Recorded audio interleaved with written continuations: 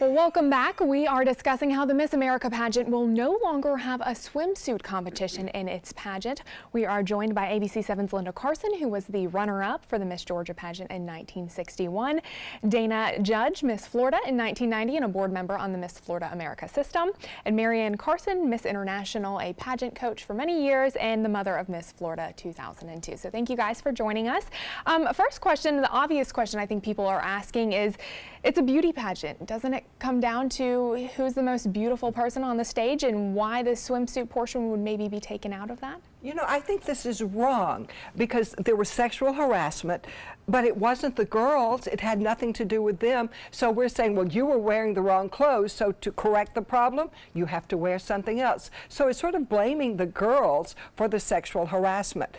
That being said, I do think that, you know, Miss America never wears a swimsuit after that day, so I'd sort of like to see it go to sports clothes, something that I could copy and buy something like. Well, Linda, I have to agree. I do feel it's part of the Me Too movement, and when this first came out, I was really upset, passionately upset that decades of tradition have just been wiped off the map, and we'll get into that a little bit more, but that's my initial reaction. I'm also a traditionalist when I look back at the pageant, and I was a swimsuit winner at Miss America, and it was a great challenge for me because I was a theater music kid and I didn't have a lot of athleticism, so I had to learn to train, and it was a great training ground for me.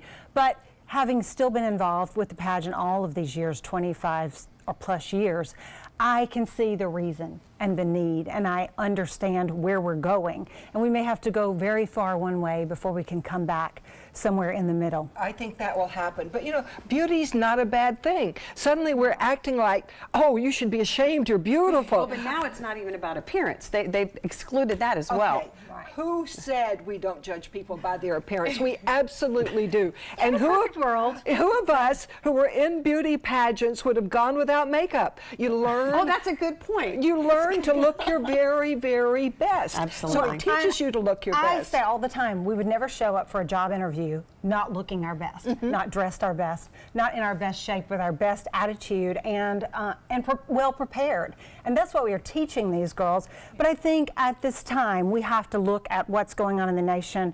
We have to keep that at the top of our mind, be hyper aware of what's going on in the nation. And these young women are, and they're in a different era than we were. Yes, they are. And so they're answering to a lot harder questions than we were at the time. So that brings me to my next question. When it comes to training for pageants and the dedication that goes into swimsuit, it's just like any other perhaps athletic event. I know, Marianne, you said your daughter trained specifically to prepare for the swimsuit competition. Is that something that these judges should take into consideration, and coming from a judge's standpoint as well, when you're looking at the Miss America contestants? Are you looking at who's in the best shape, or who's carrying themselves a certain way, or who's taking care of themselves? Dana and I were talking about that just a little bit, and I know with Katie, you know, as all teens are, they're self-conscious. You know, they put a bikini on, how do I look? But for Katie, she really trained hard. Yvette here locally sponsored her, so she didn't have to pay a penny for that. But it is a part of dedication, mental control of your diet. So these young ladies are learning diet, what to eat, what not to eat, what kind of results they're going to get. Katie started running and kickboxing and doing things that she had never done before. So for her, being on the stage in a swimsuit, she's like, yes, I did it. You know, so it is a part of judging that discipline that they have. And it's healthy. What she's doing are all very healthy things, and you learn that healthy's not bad. You also look better if you eat healthy and this run. Pageant, your ultimate goal is to be Miss America. Miss America travels hundreds of thousands of miles in the 12-month period that she serves. So she has to know how to control her eating, how to be in the best shape, the best health, to meet the responsibilities. She may have 2 or 3 appearances in one day, whether she's on television, she may have flown all night. She's got to be able to know what's best for her and how to maintain. So I think it's a lesson. There was a lesson in there, and they're going to have to figure out a way to do that. And in a this life new way. lesson, Yes. a life lesson, All right, ladies. because we all have to compete. Now you got us all heated up. I know. Well, we are just getting warmed up. Our conversation on Miss America Changes will continue after a quick break. Stay with us. Welcome back. We are talking about the recent announcement of the Miss America organization saying it will no longer have a swimsuit competition in its pageants.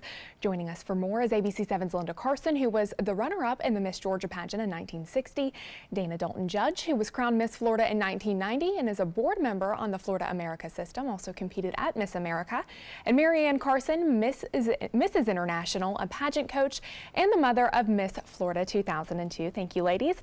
So, you know, this is an organization that has been in the works for nearly a century now. Started as a swimsuit competition originally, and now they want to move towards being all-inclusive. But let's be honest, I mean, we typically see these swimsuit-ready bodies on these women on this stage. Yes. What are your thoughts on being inclusive when it comes down to those women who may not have felt comfortable participating before? There are all types of progressions that have happened through the pageant. I mean, we're always making it more modern. Swimsuit competition 100 years ago was very modern, if you think about it. So we're looking at how it's changed over the years. I mean, there was not always scholarship competition. So when they brought scholarship in, that changed some of the focus. Then they brought in talent competition, which was heavily weighted within the scoring system. So you've been modifying it and modifying it. It's one-piece swimsuits, and then it was bikinis, and now we're going to have none. So we're watching progressions. Things have changed. Some things have worked. Some things have been very positive. My hope is that this will be very positive, because the reason I have been a volunteer for so many years is because I've seen what the pageant does for these young women. And if it continues to do that in whatever iteration, it's doing its job. You know, I think I am here today because of the pageants, because it gave me the confidence to walk into a room full of beautiful women and relax and be myself. Right. And I don't think I could have done that before. When I first started out, I was so frightened of those other girls. They all looked like you guys. I walk in, oh my gosh, look at these beautiful women. What am I doing frightened here? Of you. Oh, but then I learned that you can be nice even if you are pretty. Right. It taught me how to relax in any situation, standing on a stage in a one-piece swimsuit. Surely I could relax here just talking to people. Right. So it has been a life lesson. I think that we need to go back and focus that swimsuit was taken out in 1928 and it was brought back in 1932. So just because they're taking out now doesn't mean it's not going to return. I think my biggest concern, you know, setting that aside, is that they're not calling it a pageant anymore. So that's upsetting to me. I mean, look up the definition of pageant. It's still a pageant. And the one thing that people really aren't talking about, and that's that the evening gown segment is going to be completely changed to formal attire. And that traditional... What does that mean?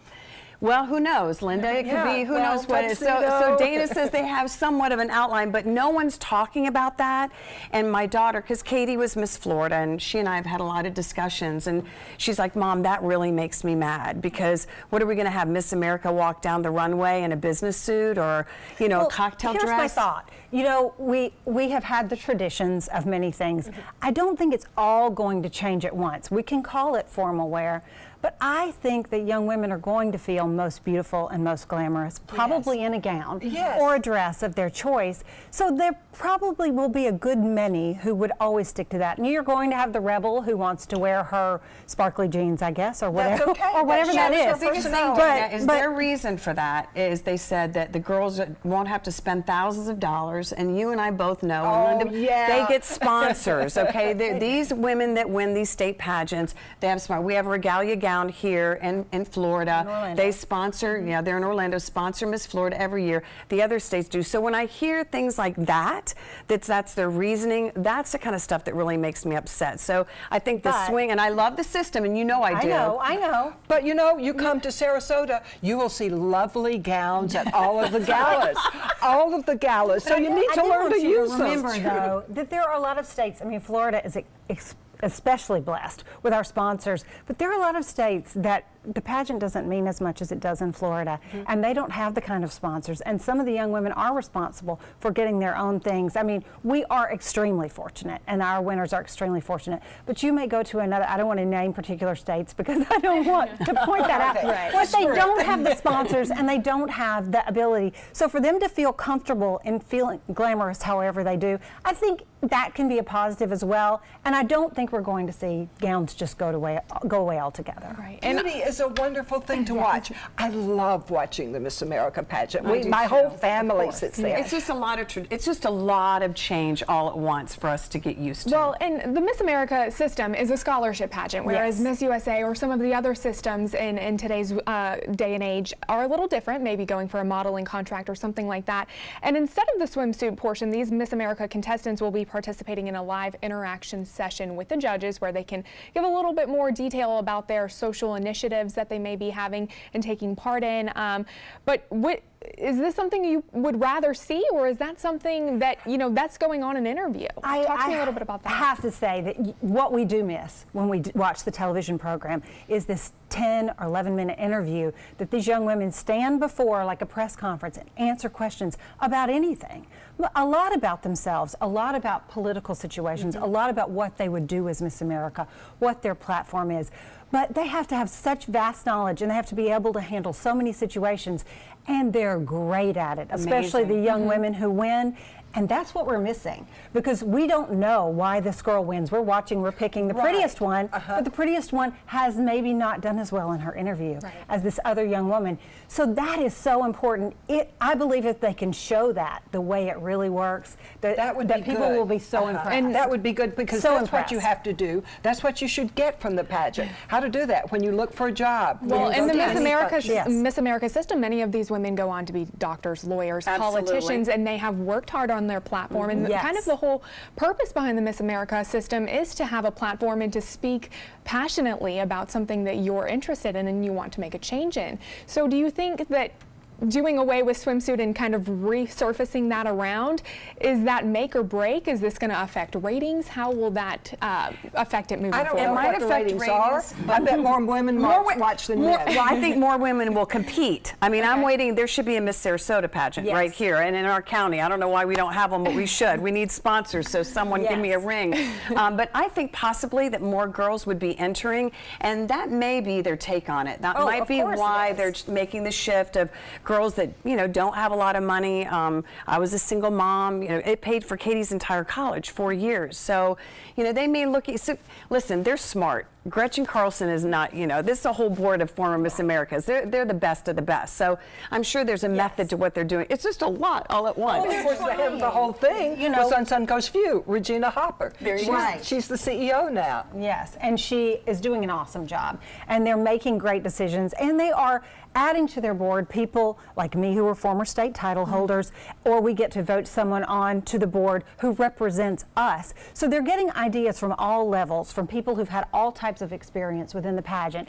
So it's not just coming out of nowhere. They really are researching it. They're really doing a great job trying to represent all of us, the volunteers and the young women, so that we are able to let them show the best of themselves, learn the most about themselves. My favorite saying that I always believe in about the pageant is, you watch this girl who wins and she gets so much, but the girl who placed in last place gets a whole lot too, because they're all working for the same goal. Somebody's going to get it. One person's going to get it. And number 49 isn't, but she's going to get so much that she takes with her into her job, into her personal life.